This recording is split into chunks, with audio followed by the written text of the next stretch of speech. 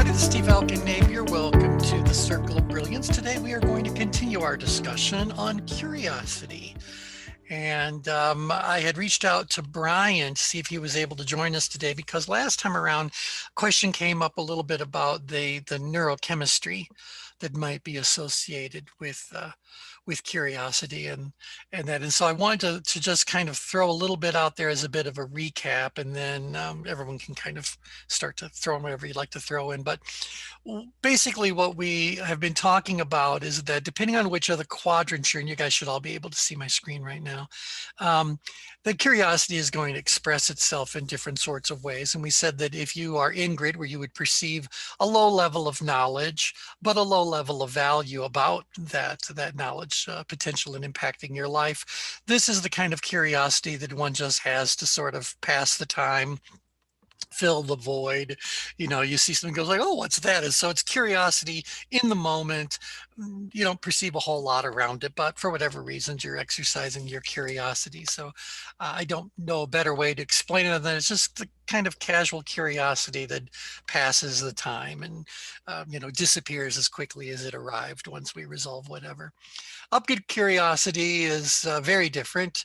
With upgrid curiosity, we still perceive ourselves as having a relatively low level of knowledge, but we perceive a high level of potential value in gaining that knowledge. So this is the curiosity that leads us into reaching out to understand something more, to research it, to problem solve, those sorts of very focused, intentional sorts of curiosity. So exploring to understand.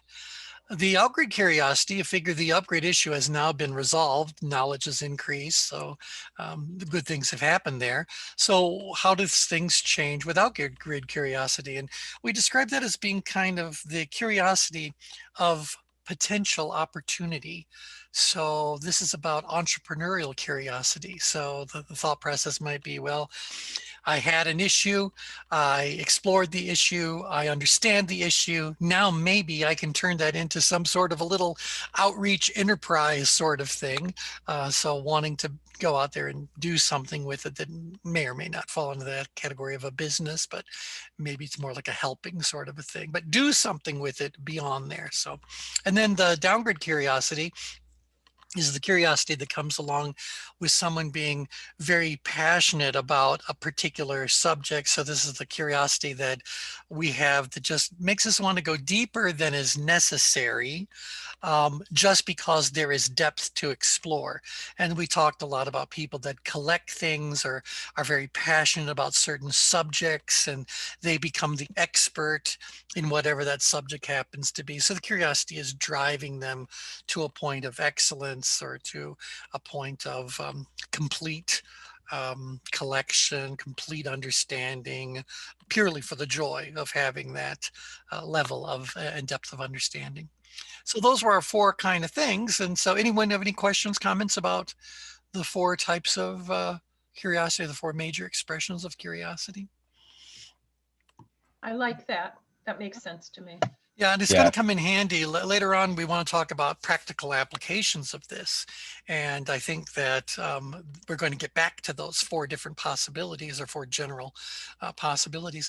Well, the another thing that came up last week was, well, if we know that there's curiosity in all four places on the ChangeGrid, then is there a place on the ChangeGrid where there is no curiosity? And any of you remember where on the ChangeGrid curiosity, for at least a moment, takes a rest? Be in the center. In the center. And why is that? But because the center of the ChangeGrid, rather than me tell you guys, you remember what we said about why the center of the ChangeGrid may be the only place for a fleeting moment that you will have no curiosity? Because you're detached. Yeah, you're totally detached. So you're highly observant of everything that's going around, but none of it is actually grabbing your attention. The moment your attention is grabbed, we would say curiosity is actually part of that, what do I say, the attention part kind of triggers curiosity. And then we started having some discussions around, well, what word it was really applying there? Is that we're responding to something that might be an upgrade threat or a slightly outgrid opportunity we might want to pursue, or a slightly downgrid additional learning that we can collect, additional knowing, or some way of being of service if we are being moved in grid? Is it just the awareness then that triggers the curiosity? When does it become creativity? When does it become formalizing whatever the plan is? What is the process around this act we're calling curiosity, or the state we're describing as curiosity? So we thought there'd be a lot there we can explore. But we figured in the exact center, when you're purely observant, you're not really curious about anything you're observing. You're simply in that moment, fleeting though it may be, where you're going on there. So then what we were also talking about as well, then if something is grabbing my attention and then this response is being triggered rather quickly, there's got to be some sort of neurochemical soup that's in play. And so we actually said, "Ooh, wish Brian was on the call. He could probably tell us what the neurotransmitters are." So Brian, I'll stop my little review and ask you if there's anything you want to add to what we're chatting about here. I think this is awesome. I remember reading the paper. I don't have it in front of me, but I remember that first sentence under the function of curiosity.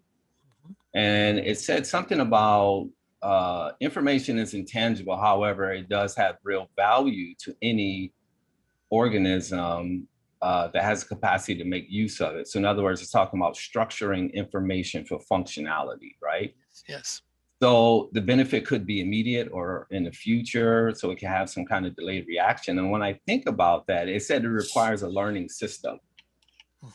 So remember I said I use this, I call it special ops, where I'm an observer and a participant. And those are two different behaviors. So I'm thinking about that in terms of curiosity, right? So if something captures your attention, you're in the center of the grid, it's now calling you to participate.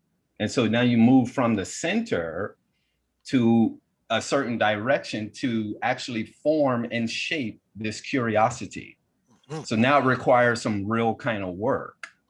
And you think about that, the main structure affiliated with curiosity is the hippocampus, which is deeply embedded in the temporal lobes.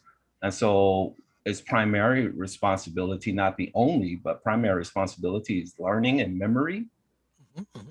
But where it is, remember I said, whenever you think about anything in the brain, you have to think integratively. And so where it's housed, it sits right above the amygdala. So now we're talking about emotional memory, fight and flight response. And you have amygdala on both sides, right above your ears. So it's really, it sounds like it starts out as a response that you then therefore shape and form some purpose, some meaning out of it. Very strategic. And that's where the dopamine will come in. You start to shape things based on some kind of deep commitment or desire. So the acetylcholine put the spotlight on some specific learning. So it isn't just doing something or learning just for, just to be involved in activity. You're trying to extract something out of it. So you're building on the curiosity. So from that capacity, from that perspective, I imagine there's levels of curiosity. Like I was always told there's a difference between being interested in something and being committed to something. And so I imagine that's the same thing for this curiosity as well. I like that you put it that way, because I was reading another thing about the evolution of curiosity, or levels of curiosity, and one thing they said was there's a difference between being interested and intrigued about something.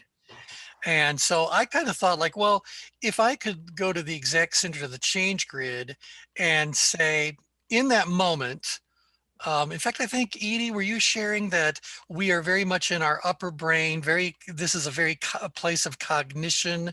We're Right. just there, we're observing, and then something enters our awareness that pulls us more into a kind of a limbic response. We start to have some sort of feeling or some sort of insight around it that pulls us. Well, I think what's happening is that we're making one step away from the center. And I'm literally, if you guys look at my little movement on the ChangeGrid, we're just moving one step in any direction away.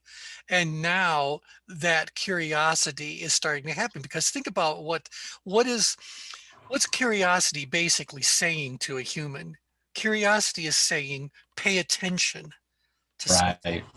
And so some attention is there. Now, is it pay attention because your life is threatened, or pay attention because the deal of the century sits before you, or, pay attention because it's the last card in your magic deck? Why am I paying attention to it? It's not strong. There's nothing really, the magnitude just isn't there. But if I can think of the center of the ChangeGrid as being a place where an idea explodes, let's put it that way. Something happens in that middle, and the moment it happens, I'm no longer on the middle, but there's an impact zone. And so energetically, I'm being moved away, just one step away.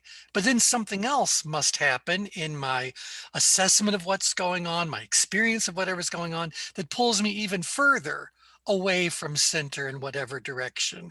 And then something might happen that adds more magnitude to it. So, the explosion is getting grander in its impact zone. And maybe, just maybe, I end up in some danger zone because of it. So I'd be very curious to hear your guys' thoughts about what might be driving that. So what kinds of words, processes, chemicals, anything you can come up with, what moves me off center, and how far off center in a particular time frame? Yeah, I think it would be a lot actually, because behavior environment is always correlated. So I think a lot of factors could move you off the center. And this could happen how quickly? Very quickly. Like for Yeah. me, for instance, every test I've taken always said how much I enjoy information, the research of things. And so I'll start down and get on a rabbit hole if I don't shape it accordingly and say, okay, I'm looking for this specific information. And I shape everything I do in that way. Like when I'm reading a book, I read the front, back, table of contents, and then I write literally questions in the book that I want answered. Because otherwise I'll just get lost in the content of the book itself. And it's way too easy for me to do that. So I literally have to shape things specific for engagement. And I think curiosity would be the same. I imagine it has different thresholds that come with these levels, like where you satiate it, then enough is enough. And so, the intensity would die down. Yep. If I could comment here as Please. well, my own experiences, when I was meditating this morning, I was very conscious of this, that when you're in the center, you're detached, you're open and detached, but at some point you have an insight. And that insight is what moves you, I think, one way or another out of the center at some point, because for me anyway, this is what happens to me. I will have an insight about myself or about a situation or about something that being in the center has allowed me to have. And then I can make a choice, based on, and it usually triggers me in some way emotionally. It's like, whoa, all right, that's something that I might want to do something about. Not always, but I think it's the notion of having an insight that comes from the center that then allows you to move in different directions around the grid. That's my thinking right now. I don't know what you think about that.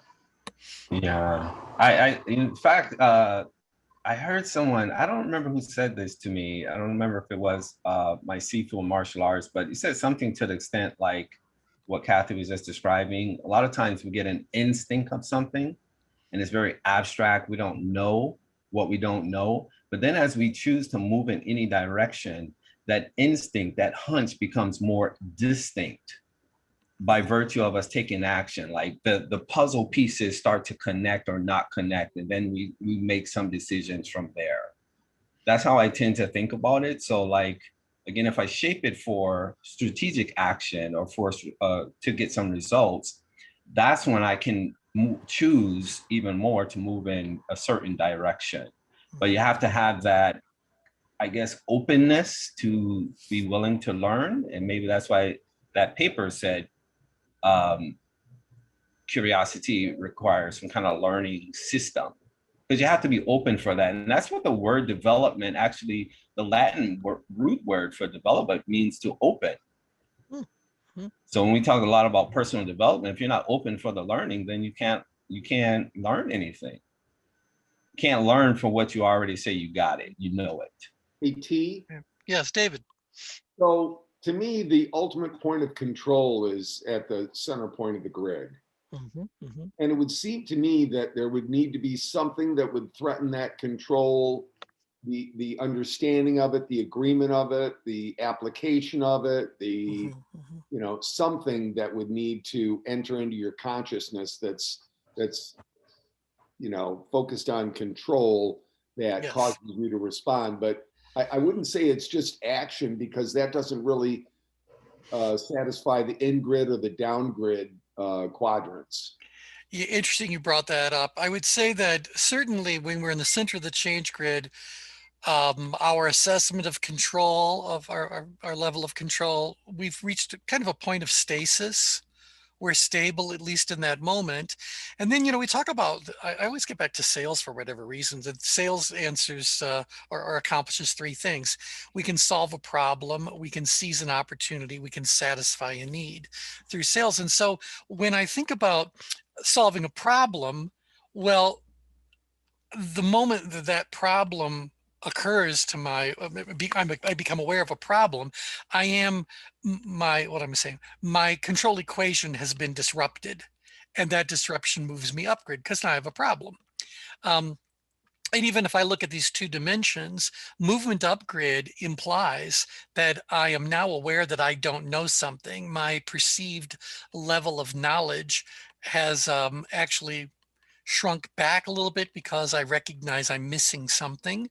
And not only do I recognize I'm missing something that simultaneously I believe has potential value to me.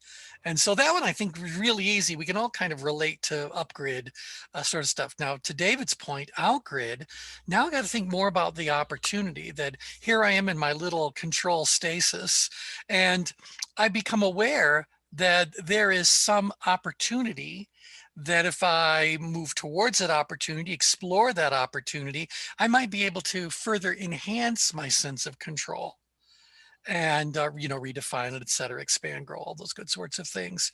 But that's a very different feeling than this one that's we've just described for upgrid. The downgrid dynamic is again, I feel like I'm absolutely fine. I've got plenty of control, but anyone who has plenty of control is probably open to anything that would further reinforce, um, strengthen whatever that control happens to be. So yes, I have enough, whatever, but no problem having a little bit more than enough. So this is where I think about, I go above and beyond what is necessary because a bit of a surplus is a good thing. So surplus knowledge, surplus resources. Now, I don't want to become a hoarder. That ends up moving me very far down grid, but nevertheless, a little bit extra isn't a bad thing to have. You know, a little cushion's a good thing. But to round out David's point, I think that when we start looking in grid, a different dynamic is going to come into play.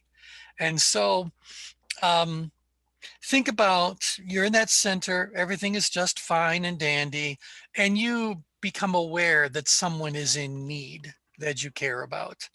And so while you may not value it personally, you may value it greatly because you care about that person. So it's almost like it's a vicarious experience of control that someone else is or is not experiencing. Does that make any sense? Did I say that correctly?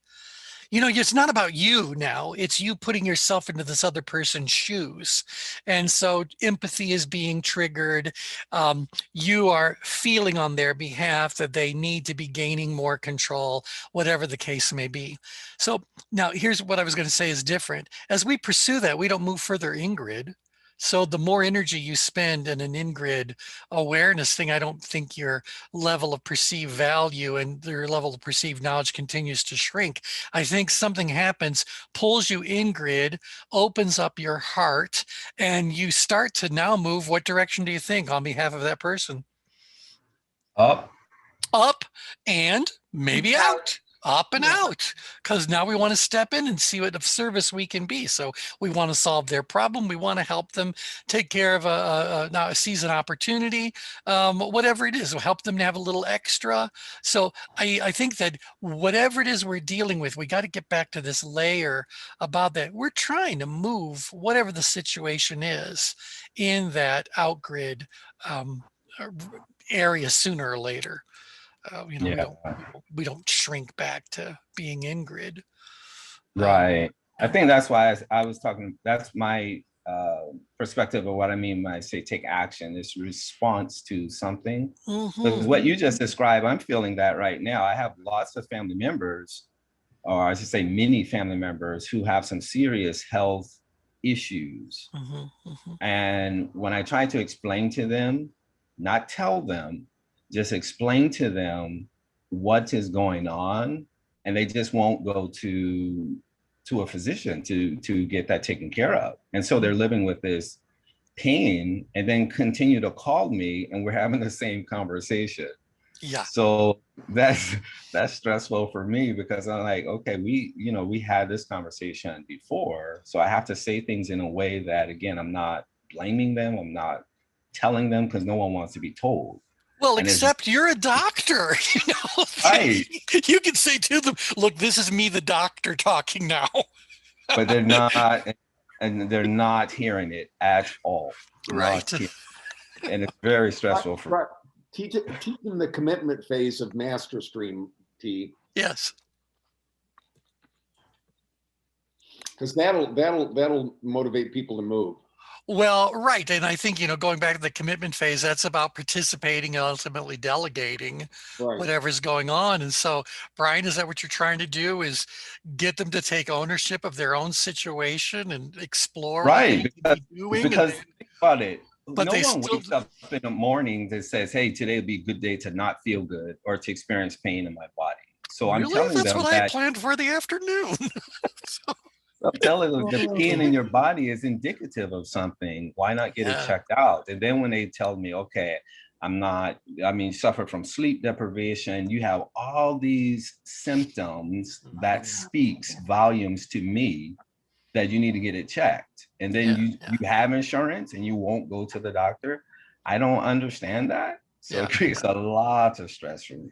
So, Brian, I think they may be getting secondary gains out of this from you, so be careful. We'll talk about it later. I can see something happening. Yeah. One way they are being satisfied by having the same conversation over and over. You got it. So, they may have a bigger, I'm sorry. In-grid. That's the downgrade in-grid maneuver from his attempt. There you go.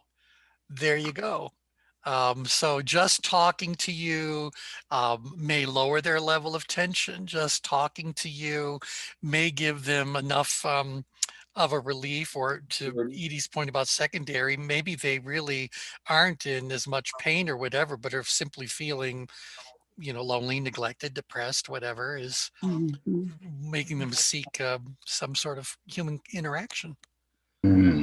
Yeah, so could be a lot more going on. But see, this still, to me, gets back to this whole idea about curiosity. Because what did we all just do in these past 2 minutes? We became very curious about what the dynamic might be that's underlying this scenario that Brian has just shared with us. Well, what triggered us to want to do that? Was that an upgrade thing? Did we have a problem we were trying to solve? Did we have an opportunity we were trying to seize for ourselves? Or was this more of a downgrade thing where we want, like, no, I'd like to add to my own body of knowledge and understanding and, you know, collect it, not because I need it right now, but why not? Why not have that curiosity satisfied? Or is it an Ingrid thing? And on behalf of Brian, who, Brian, by the way, we care more about you than whoever it is that you're working with, because we know you. It's like, what can we do to help Brian help himself as he's attempting to help these people who apparently don't want his help? So, You know, that's sound like, again, I'm going back to that paper. They shaped the neuroscience of curiosity as primarily, not exclusively, but primarily an intrinsic thing, or at least in its infancy stages, that it starts intrinsic, like something resonates with you. So I'm wondering, is that like what we pick up in a moment of curiosity? Like is connected to, or I don't know how to articulate it, something in our nature, or something that's, you know, that empathy part that you talked about? well, you know, somewhere there's, you know, I think it was David last time around who talked about it's got to be about value. Somehow Yeah. or another, we're only going to be curious about whatever it is that either has value to us immediately, because we, you know, we got a problem, we need it, so we'll give it value for now, or maybe it has some sort of long-term value to us because we find the subject matter really interesting, or we think it might serve us well as life goes on. But one way or another, it's got to get back to our personal value equation and everything become. So going back to that, we said there's survival value, which would be the value we associate with upgrade situations, economic value for the outgrid situations, moral value for the ingrid situations, and aesthetic value for the downgrade situations. So we got to value it one way or another. And so I was going somewhere with that, but then I went down a rabbit hole. So there you are. I'll be, oh, I know what I was saying. What I was going to say is that because and I'm going to imagine most of you on the call, put a lot of value in understanding the human mind. That's we're interested in it. It's one of the things we do, not only for business purposes, but we genuinely find the subject matter interesting, and we know a lot about it, you know, but we also know there's a lot we don't know and want to keep. So to me, that's a downgrade curiosity kind of thing. We just want to gather and learn and learn and then gather more. Had Brian instead talked about having trouble with his car's engine and people talking about his car's engine, I would have tuned out a few words into the dialogue. So, because while I have a car, I remember someone asked us, well, how big is the engine? And my answer was, well, the hood closes. So, I mean, I had no idea what the question even meant. So there you are. Yep. Okay, so one other thing we were talking about, and then I'd like to get into the how to use this idea with our actual clients, was that scale. So look at the side axis there, perceived challenge. So we're saying that value parallels challenge. But perceived value is different than perceived challenge, or is value part of challenge?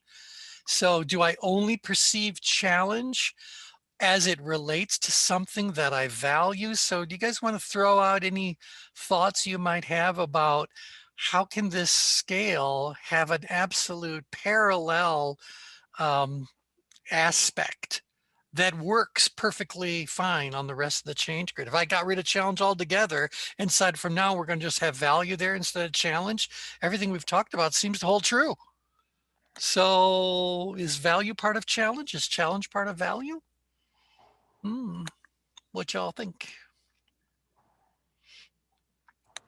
Well, I think it's got to be, you know, I mean, we talk in MasterStream a lot about values and control. And, you know, that to me would be a motivating factor. And I see values as being motivating factors, just like challenge. And so is it? I don't see them as the same, though. I really don't. There's a difference. There's a connection, but there's a difference. And so, am I likely to find something challenging that I don't value? Well, am I likely to even participate? I'm trying to think of something. Okay, the challenge of me running a marathon would be extremely high, but I don't value it at all. So, Do we have to sneak importance back in there? yeah, and see it, but importance is that third dimension that turns it into a cube. But certainly value and importance feel like they go together a lot more readily than value and challenge. Yeah, I agree with that. I think there's a distinction between our personal values, which tends to have a hierarchical component to it, Yeah. as opposed to actually valuing in a situation. Ah, right. So if I'm in the middle of a life-threatening situation, that's very different than my values in general. Right, because you know and I think that's what Dr. Hartman's work was shaped on. In his mind, said there's a small gap between one's personal values, valuing, meaning that you're assigning some kind of meaning and judgment in a moment, and actually executing value judgment, effective value judgment. He said there's a distinction between those three. Very interesting stuff. So how do we make it practical for our clients? So what do you guys think? Can you think of any conversations you've had with clients where the actual subject of curiosity came up? Or how do you use curiosity as a word or as a technique? How do you use it in your business? Have you used it in your discussions? So Well, sure, because as a coach or an OD practitioner or even a medical professional, you know, curiosity is kind of the foundation of those things. Yeah, exactly. Lifelong learning. And so do you just see that then as kind of like an underlying state that exists throughout the work that we do with our clients? Or do you actually put a spotlight on it as a subject with the client or a technique that you're employing with a client? Well, you know, in MasterStream, you know, you always taught us to be genuinely curious. Yep. And that's really where it begins with the client, because if you're not curious, you know, I mean, I have to tell you, over the last 5 years, I have run into several problems, and those problems have mostly resulted from the lack of curiosity and the belief in my own experience. And if you put one before the other, it doesn't work. Tell us more. Yeah, tell us more about that. That's profound.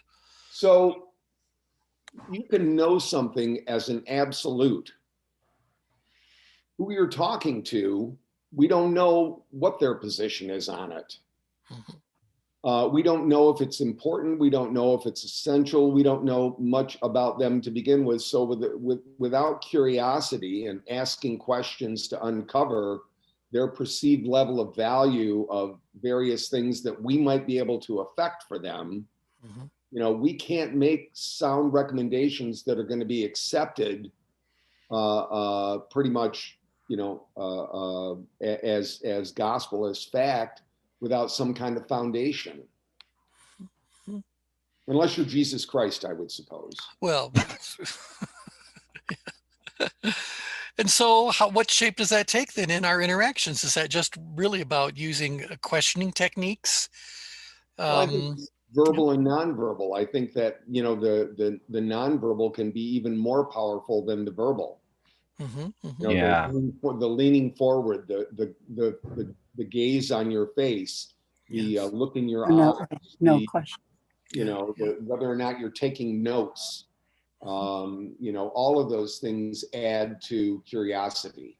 Mhm, mhm. Yeah. That's really deep, David. That's really, really deep. What I think about, as David was just speaking, that is, I always say, for a physician, there's always something a patient has that a physician would never have, and that is the experience of whatever that diagnosis is. And so, using that analysis that David just described, asking the right questions, reading their body language, all of those. Another word associated in Latin with the word curiosity is skilled workmanship. Mhm, mhm, mhm. So the idea is you position yourself for that. So you have to, again, open yourself up to understand you know, get grounded, understand the environment and how things are interacting within that environment. You can't just do that haphazardly. There has to be a level of attention and detail and immersing yourself. And so that requires that you get grounded, open yourself up, I would think. That's at least what I do. That I never assume that I know, even if I know the information. There's a difference between knowing about something and knowing it. Hey, T, Yes. I just want to share a real quick story. When I was a real rookie salesperson, I went on a call to CompuWare, who you know and maybe others Yeah. around the country know. And I went with one of my owners, and he sat there and talked to the CompuWare representative and found out that they both had sold mainframe computers, Mhm. called it moving iron. And they talked about that for 45 minutes. And I'm sitting there as a rookie salesperson going, come on, when are we going to sell? When are we going to sell? When are we going to sell? And I watched very carefully, and you could almost, it was almost indiscernible, but when the prospect had had enough of that conversation, there was a slight shift into curiosity. Mhm, mhm, And mhm. that's when it all went well.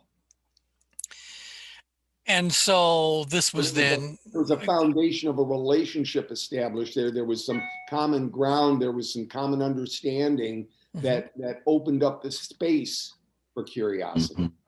Yeah, Mm. and I think in particular that holds great value when the subject you are really there to talk about could be something sensitive or something that they might hesitate to openly disclose. And so you need to create that safe environment. And certainly having conversation around something that you share with one another starts to create a safe zone, and their level of relationship tension is going down, down, down. Sooner or later, they're going to get down to a place where they're so comfortable, they may actually initiate whatever the more purposeful discussion is for having that. So that's telling us something. Now, in this dialogue, were they just each sharing their individual war stories, or was your manager actually being actively curious No, about?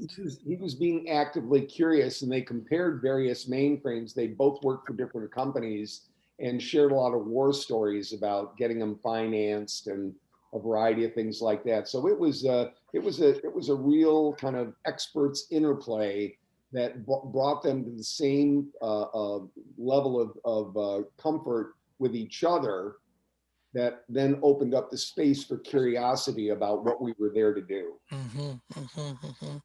So curiosity then can serve as a device that Mm-hmm. we are employing in order to accomplish whatever the outcome happens to be.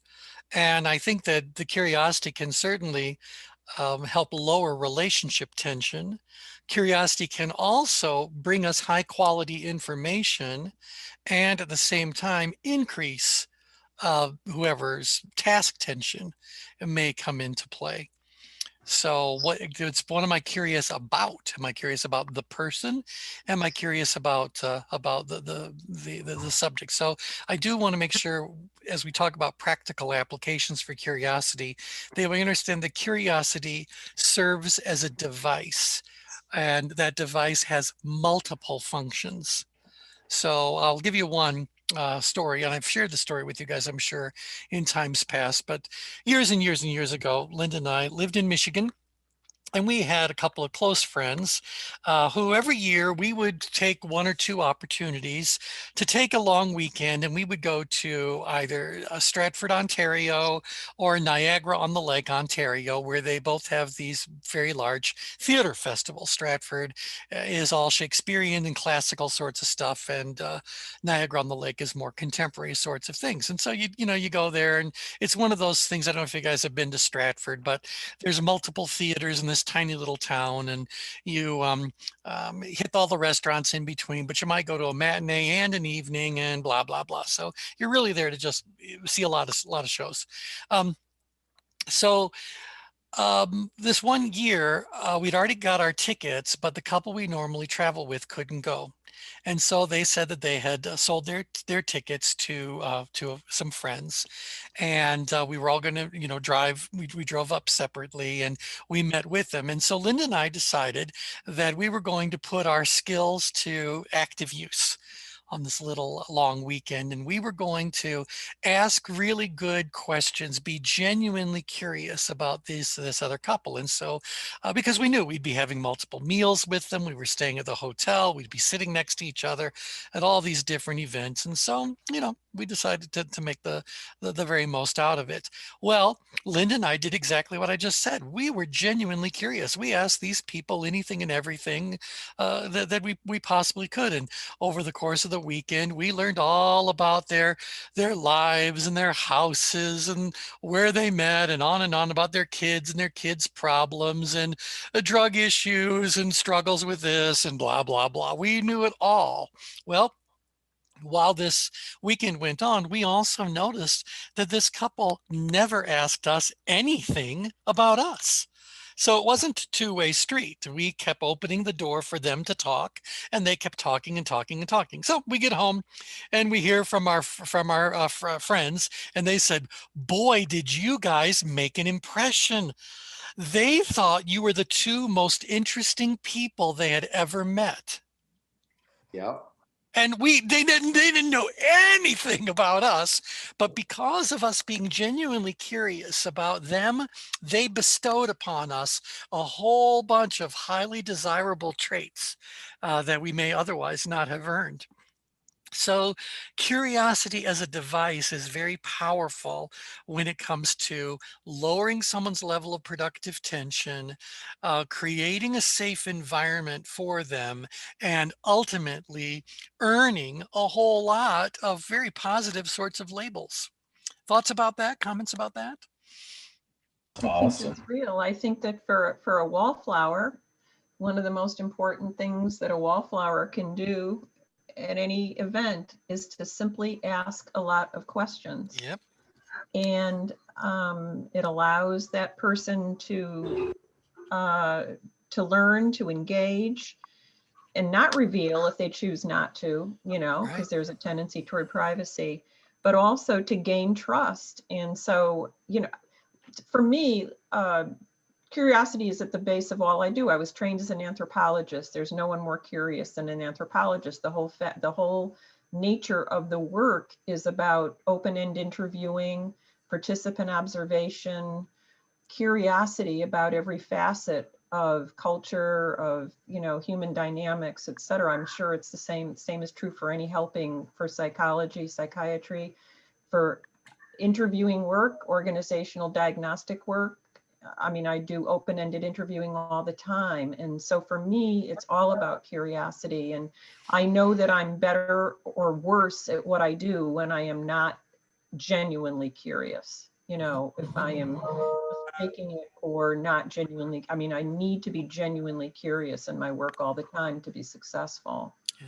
So I like what you were saying about people wanting to stay out of the spotlight. I remember when we used to do programs on networking skills, and we actually ran an event called Business Network, which was a structured networking event in Ann Arbor, Michigan. And one of the things that we would say to the people who weren't comfortable just walking up to somebody is we'd say to them, remember that if you want to stay out of the spotlight, the safest place for you to be is operating the spotlight. So the person who is running the spotlight is never in the spotlight. And so you keep pointing that spotlight on everybody else. You let them do their song and dance routine, and they're going to love you, and on and on. So yeah, be a spotlight operator if you don't want to be in the spotlight. So I think this is really good. You know, we're talking about this whole idea about what being genuinely curious about other people can do. So that's the relationship tension side of things. Now, getting more into what David was saying and Kathy was saying is that now what happens if curiosity becomes more of a driving force in the actual work that you're doing? So now we're not curious about the person anymore, although in Kathy's case, the people were the subject matter too, but we're curious about what this person may want or need. So how do we use curiosity as a device for increasing task tension? Thoughts about that? one of the things that I do in my coaching is that I help people be curious about themselves. Because without having a sense of curiosity about yourself, it's very hard to grow. I don't know if that makes sense to people. So it's, you know, otherwise you're stalled in the middle. Yeah, you don't want to be the one driving that. I mean, if they need to have that curiosity about themselves, they need to want to learn about themselves. So the key there is facilitating a conversation, and I'm sure Edie knows this very well, facilitating a conversation where you enable them to be curious about themselves. And so you ask a simple question, and this shifts their curiosity or shifts their attention. Yes. And then you just got to then go, I wonder what they're going to do with it. Did they do anything with it? Did they do nothing with it? Is there anything there to explore? So yeah, it all starts with a good question. Now it's great we're applying this to human development, but let's apply it to the work that we may do as consultants. So we're called in to talk about business issues, maybe opportunities that could be seized, maybe problems that need to be solved. How does curiosity now come into play there? And is it not sort of similar? it is similar, but what are we asking questions about now? How they relate to the problem, like what's their perspective of the problem. I might see it different than they do, but if I don't understand how they're seeing it and how they relate to it, I would think I'm not positioned to help. Yeah, and add to that too, I also need information about the problem. Right. So I need their attention, but I also need something. It's kind of like, okay, from the perspective of a physician, if I came to you and I said, I'm experiencing pain. Yeah. Okay, what are you going to ask me? And where? Where? Right. Okay. Don't do that. Yeah, great. Then here you go. Stop doing that. Stop doing that. I love the little joke about the guy goes to the doctor. He goes, doctor, everything hurts. Everything hurts. He says, you know, when I touch my knee, it hurts. I touch my elbow, it hurts. I touch my head, it hurts. And the doctor says, you have a broken finger. That's really great. Okay. Anyway, so yeah, if I can just comment here, as a consultant, what we do is we often use frameworks to help people understand, be curious about their business or be curious about their organization or their problem. Things like your 4 elements of control T, you know, or a SWOT analysis, or I mean, simple frameworks. Other kinds of, you know, matrices that McKinsey made famous for the last 45 years, you know. Whatever it is, consultants go in and ask questions and maybe frame things in such a way so that people can be curious and control, or in either a controlled fashion or a not so controlled fashion, to see how people think and feel about their problem or their situation in the business, whatever that is. Yeah, and so let me throw one thing in around that, because I'm curious if this is in play. How often do we, in our role as consultants, walk into a situation and they're telling us some things that are useful about what's really going on, but a lot of what we're hearing from them are feelings, emotions, reactions to whatever's going on. If we've experienced that, I think that just even saying something, well, I'm curious to know ... Mm-hmm. Am I performing a shift in their brain where, Absolutely. because I'm going like, okay, I honestly, I mean, I'm not really, I don't know what to do with emotions. So I'm not a particularly emotional person. So the sooner I can get them to just set all that aside, and go like, yeah, that's fine, but let's talk about the issue. And I find if I say something like, well, I'm really curious, how do you know that that's happening? Or Well, how, Curiosity what's is that a about? mental process. I mean, curiosity is a mental process, and it shifts them. Who is it? Edie is so aptly stated several times back that it's about shifting from from one part of your brain to another. Curiosity is a mental process. So what you're doing is you're asking them to shift. and I might even add that I think it's a cognitive mental process. Cognitive versus whatever the Right, limbic. but then emotional or limbic or Yeah. whatever the case may be. Brian, are we right? You're our resident authority on all things neurotransmitter. Yes. Yes. So I remember when Diane Bufflin was on the call, she told us the Bufflin technique is to just say, isn't that interesting? Because the moment you do that, you've detached from it. Or I think the same thing. Well, I'm very curious about something. So even saying I'm curious about something is an act of detaching so that I can observe it a little bit more. That feels like I'm shifting back up into my cognition. So, Yes, you're balancing it because they're always connected and interacting with one another. But someone who's like in a amygdala hijacking state, they're emotionally overruled. And so one sensory capacity is heightened over the other. So by you stopping a pattern, using a pattern interrupt, like, hey, I'm curious, do you see this? Or I'm curious about this, you stop that override. And now you can bring them back to balance. So there are two reasons, though, T. It seems to me that you've always said that curiosity is important. Number one, to be genuinely curious to establish rapport and credibility, but then to be genuinely curious in phase two of the master stream process. You don't want to do things that reduce tension. right. Mm.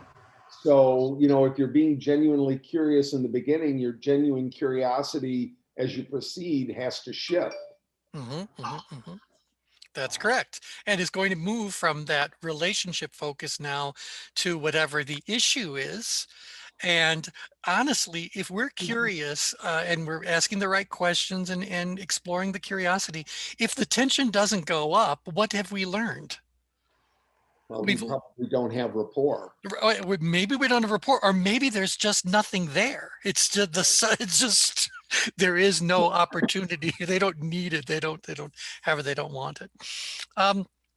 I'd like to throw out one more question to you guys. This is a little bit of your pre-work, because I think this discussion is going in a great way, and I have several more points I've written down here about how we can use this with our clients. But because right now we're talking about how we are using it as techniques that we're employing, as devices we're employing. How do we go about transferring the awareness of and the utilization of that same device to the client so that they can, be able to do it for themselves, et cetera. So I'd like to talk a little bit more about how we make that shift to people taking ownership of that. But the other thing that I want to really talk about is a totally different angle on curiosity. And so I'll start by asking you guys this question. How many of you have a curio cabinet or a little place where you keep little keepsakes and mementos from experiences in your life. Mm. Yeah. Yeah, You agree? China. Yeah. Mhm. Yeah. We collect things. So I'd like you to explore a curiosity as a noun. So instead of curiosity as a process or as a device, curiosity as a thing. So that is a curiosity. And that's why we call them curio cabinets, because each of those little objects is a curiosity in and of itself. And how do those curiosities serve us? How do those curiosities become connection points with other people, or how might we use those curiosities to better understand an individual, one another, etc. So I don't want to give you too much, but I just want you to spend some time thinking about not curiosity, but a curiosity. Interesting. Yeah, thoughts about that? Thoughts about that? In fact, I'll ask you guys to prepare to share with us perhaps a little story. I can even give you guys screen control if you'd like to show a picture of some little object that on the surface is just an object, but it is a vessel of so much information or so much meaning to you. What are the roles of curiosities in your life and in the lives of the people that we work with? Yep. Okay. Interesting. Curious, isn't it? Curious Yeah. about curiosity. Curious about curiosity. I seen a research paper on the measurement of perceptual curiosity, but I didn't download it. But I'm interested in that. The measurement of perceptual curiosity. Mm-hmm. Huh. That's 3 words that I know each word. Put them together, and I'm going like, I'm curious about that. So. In fact, I remember in the abstract, just a little brief thing, it said that perceptual curiosity involves interest in and giving attention to novel perceptual stimulation and motivates visual and sensory inspection. You just had that off the top of your head? I wrote the note down because remember I said when I'm curious about something, I you write like, things down. Yeah. Yeah. So I have say, sticky wow. notes all over the place. Okay, wow. That was like damn impressive. Key, you know what? Oh God, I gotta just say a couple things. I think so much of creativity has changed over the years, and actually curiosity is what leads, it transforms into creativity. Yeah. But I think we used to think it was right brain, and then we knew it was right brain running it through the left brain. But now it's proving to be the simultaneous firing of right and left brain that really creates imagination. And Margaret Mead talks about cross-sensory, where you would, see sound and hear, paintings. And so we're getting into a whole, it's very exciting to me. And I love the quote by Kessler that creativity is the defeat of habit by originality. I just think that says so much. Yeah. And they're just finding, that the tired brain is when more creativity happens because the mind wanders, and actually, when you first get up, that's when you're more into, focus, but it's actually, that's why I think back Esalen and stuff like that would have people get so fatigued because they really went into an altered state. They're also finding that that we used to think silence would surface creativity. Now it seems to be more of an ambient noise, and that silence sharpens focus. So, and dim lights, I find this interesting. I hate bright lights. Everything is dim all the time.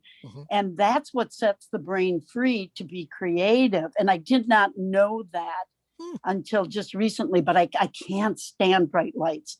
And, so anyway, it's just, I just find it all fascinating. I think this has been a great conversation, and I think it's evolving into an even greater one because, as you said, somehow we need to move from curiosity to creativity. And where does imagination come into play? So I think there's a lot of steps between a curiosity and a new object or a new solution, a new whatever. So that whole innovation sort of process. Yeah. And by the way, we also mentioned that this whole idea about curiosity is ultimately what moves people up the spiral dynamic. So there's a lot here to explore. I see the curiosity as a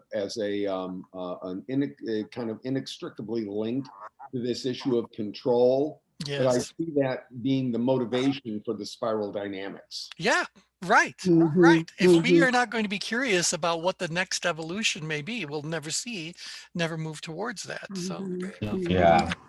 okay, obviously plenty to be talking about. We'll send you guys a little reminder, but just think about that. A curiosity as an object. What are the curiosities you've collected? And what does each one contain? Okay, all right, thanks everybody. Have yourselves a lovely weekend. We'll talk again soon. Bye. Thank you. Everybody. Bye. Bye.